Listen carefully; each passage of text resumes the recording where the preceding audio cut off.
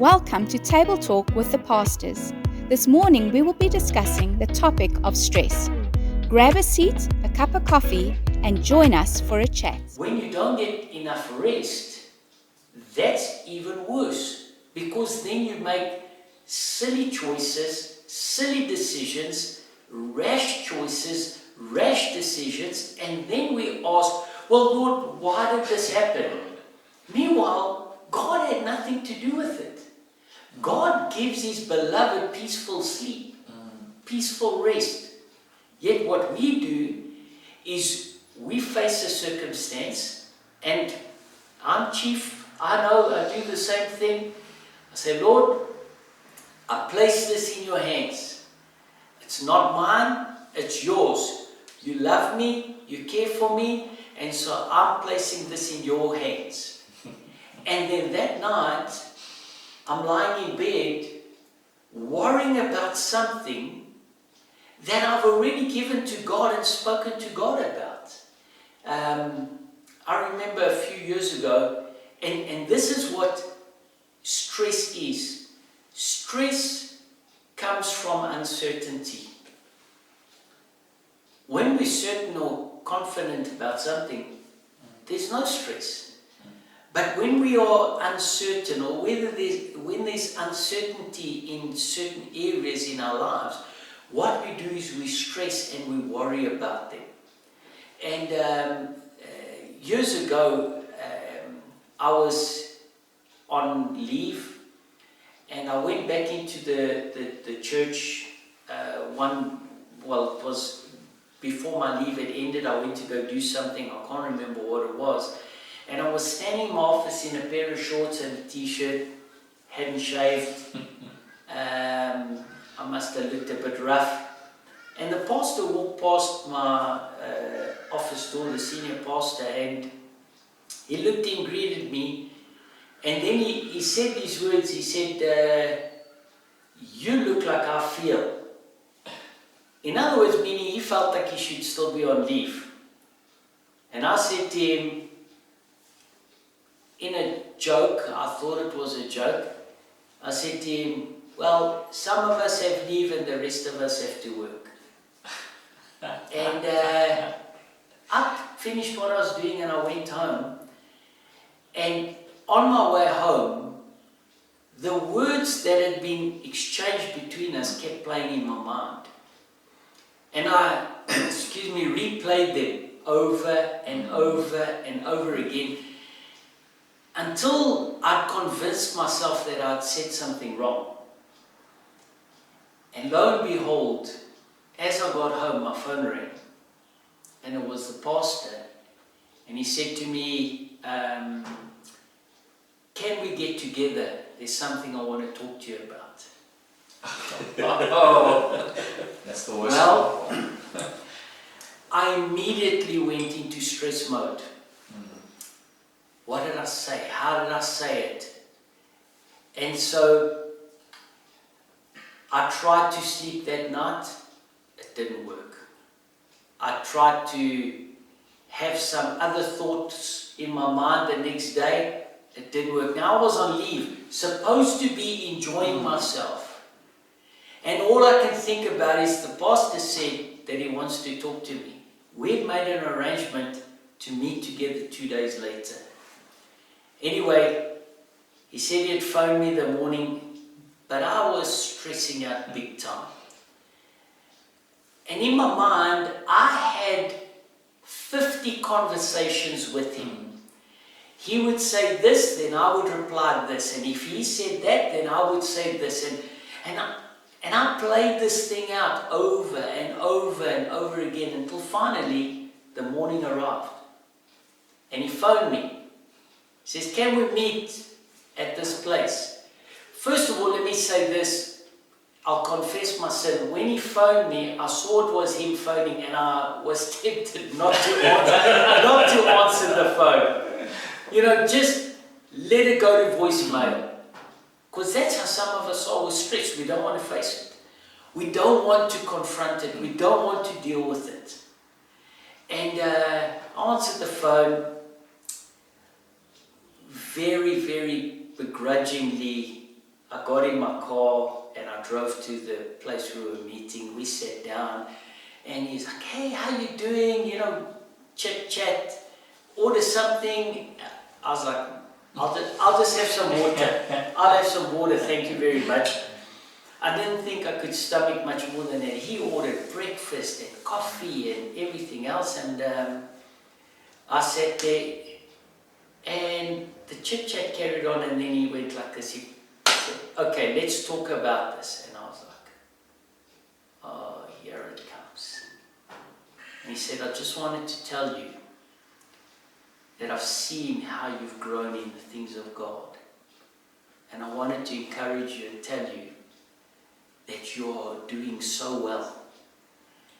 All of my stress, all of my thought process, my 2 nights of no sleep, my 2 days of hating my leave, all of that rolled up into one sentence: you're doing well.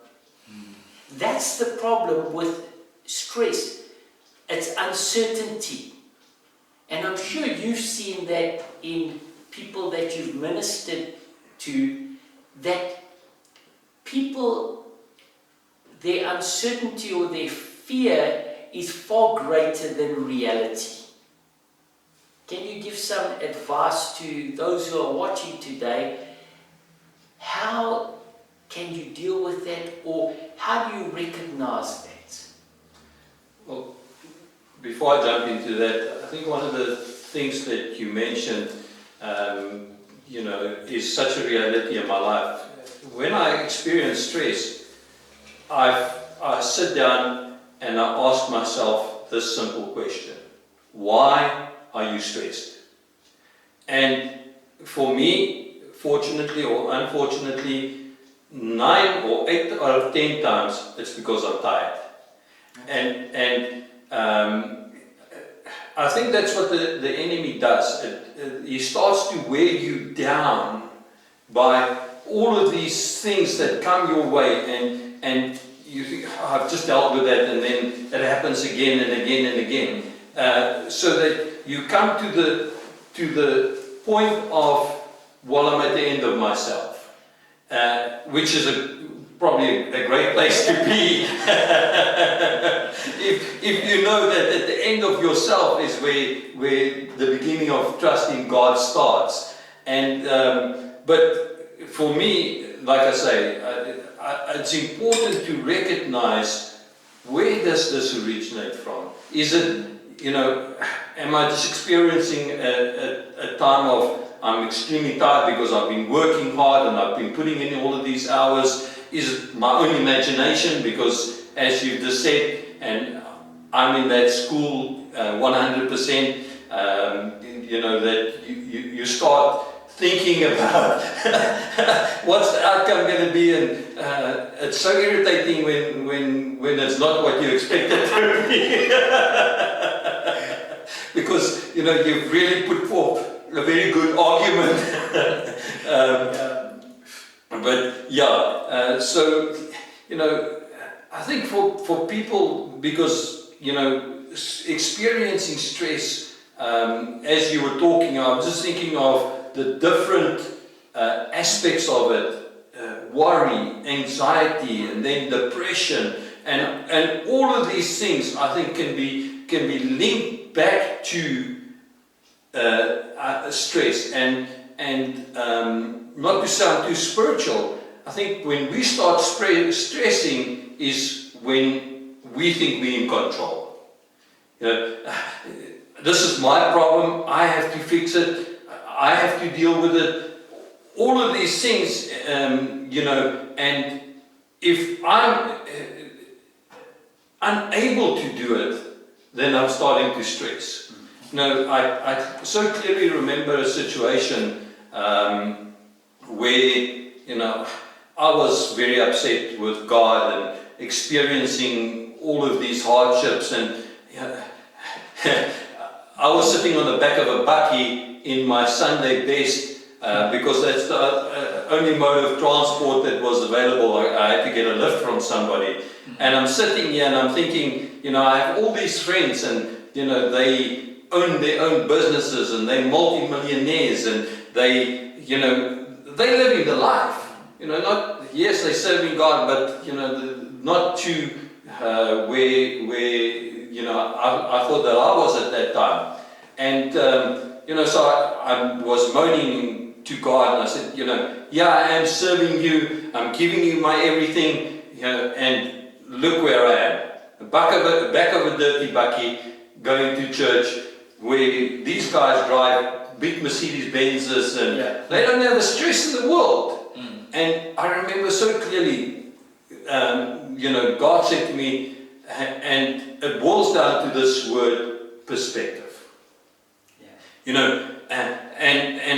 God said, the problem with you is you are comparing yourself to those that have.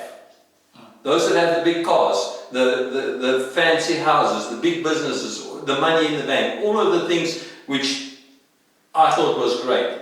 And I just felt God say to me, how about comparing yourself to the guy in the squatter camp? We went to Tembisa at that time because we were building houses, and you were there, if I remember correctly. And the one the shack we saw, the guy had a furrow in the middle of his shack, and it was to let the storm water go through. Can you imagine sleeping in that? And they were complaining about the rats in that. And when I changed my perspective to I'm not where that guy is. It just changed, and the way that I started looking at things. And one of the words that was, that came up at that time was thanksgiving and being thankful. Yeah. Yes, you may not be where you need to be, but hey, God has given us so much, and when we shift the focus from us to Him, it changes our perspective. Yeah. If somebody said, I might not be able to look around the corner, but I know the one that do. Yeah. And that really changed a lot of the ways that I started looking at things. Yes. First of all, saying, hey, God is still on the throne. And in an earlier conversation, you mentioned that, when you say that to somebody, it's like,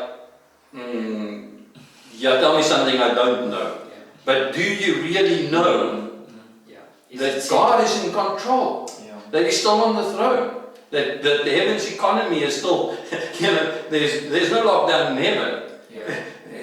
Heaven's economy is not in lockdown or anything like that, or in recession or any one of those things. But if we become quiet before God, He will speak to us. And He will reveal His plans and His purposes. And although we might not be able to see it, it's that trust in Him, knowing that He has the very best for us in mind. We hope you enjoyed this session of Table Talk with the Pastors. Tune in every Tuesday and Thursday as we continue our discussion.